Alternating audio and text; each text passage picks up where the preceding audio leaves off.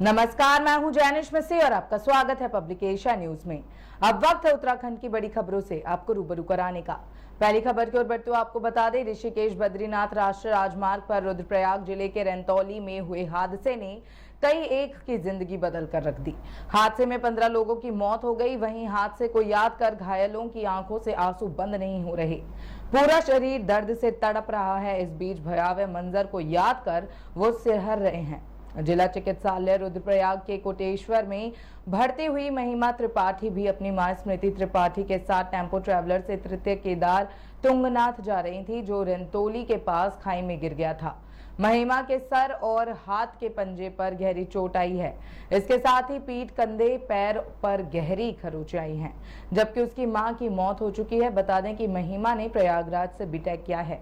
अगली खबर की ओर बढ़ते हुए आपको बता दें, लोकसभा चुनाव के लिए गठित भाजपा की प्रदेश चुनाव प्रबंधन समिति की बैठक पीएम नरेंद्र मोदी से उनकी जीत की माला में देवभूमि से 5 कमल देने के संकल्प पूर्ति के साथ ही आगे भी बेहतर करने के संकल्प के साथ संपन्न हो गई। इस अवसर पर मुख्यमंत्री पुष्कर सिंह धामी ने कहा कि जनता द्वारा डबल इंजन सरकार को दी गई जिम्मेदारी में हासिल सफलता हमारी जीत का बड़ा कारण बनी है। उन्होंने पार्टीजनों का आह्वान किया कि जीत के इस क्रम को आगामी चुनावों में भी जारी रखा जाए। भाजपा के राष्ट्रीय महासचिव एवं उत्तराखंड प्रभारी दुष्यंत कुमार गौतम ने कहा कि पीएम मोदी के मार्गदर्शन और धामी सरकार के कार्यों को जनता ने समर्थन दिया है।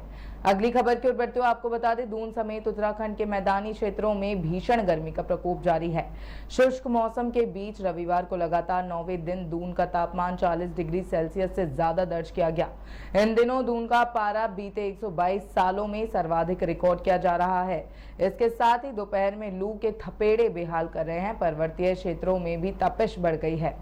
अधिकतम तापमान सामान्य से 6 से 9 डिग्री सेल्सियस तक अधिक दर्ज किया जा रहा है। मौसम विभाग की ओर से अगले 2 दिन मैदानी क्षेत्रों में गर्मी का प्रकोप जारी रहने की आशंका जताई गई है।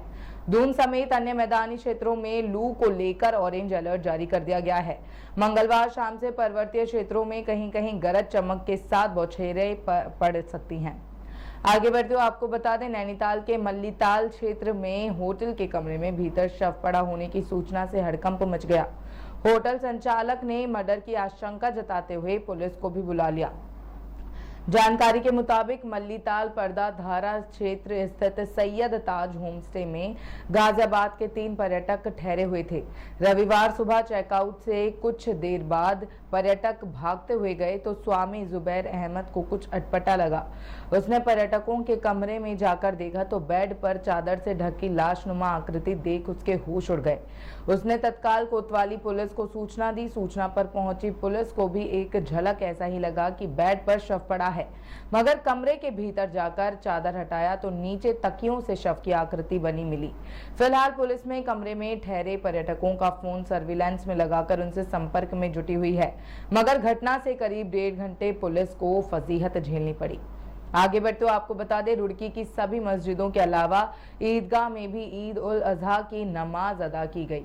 इस दौरान सुरक्षा के कड़े इंतजाम किए गए थे। ईदगाह में भी काफी साफ सफाई देखने को मिली। इस दौरान ईद उल अजहा की नमाज अदा कराने के बाद मुफ्ती सलीम द्वारा देश और प्रदेश की तरक्की, खुशहाली, आपसी सौहार्द और भाईचारे की दुआएं कराई गईं। इस मौके पर मुफ्ती सलीम ने मुस्लिम समाज से खास अपील करते हुए कहा कि कुर्बानी इस्लाम का एक जरूरी फरीजा है। कुर्बानी करते हुए बहुत बातों का ध्यान रखना चाहिए और कुर्बानी की कोई भी वीडियो ना बनाई जाए और ना ही किसी तरह का हुड़दंग मचाया जाए। ऐसे ही तमाम खबरों के लिए देखते रहें पब्लिकेशन न्यूज। धन्यवाद।